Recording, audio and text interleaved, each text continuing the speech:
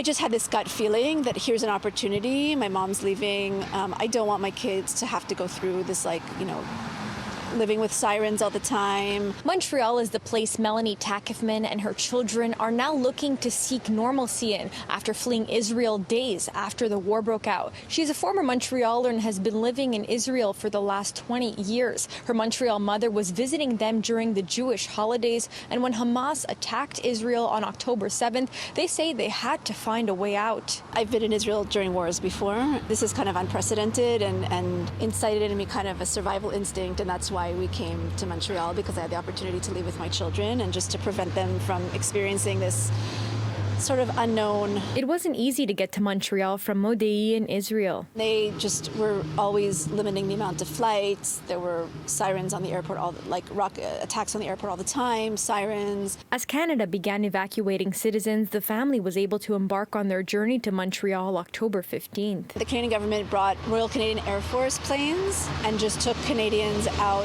to Athens. Melanie's husband stayed behind in Israel to volunteer and help where needed. My husband was born and grew up in Israel, and I think it's just a different feeling. He didn't really feel that he needed to be evacuated because this is his home, and I also feel that Israel's my home, but I also feel that Canada's my home. And I guess for me, sort of that instinct of just getting my kids out of the war zone was stronger. I'm trying to shield them from all the horrible things that are going on. It's just really hard. We're all, Israel's a very small country, and everyone knows people who have been killed, who are kidnapped. Now Melanie says Montreal will be home for at least the next few weeks as she and her family figure out what to do next. When the rockets have subsided on both sides, and my kids can go fully back to school and really go back to their regular routines, we'll go back. I hope that's much sooner than later, but we don't know. I don't think anyone knows.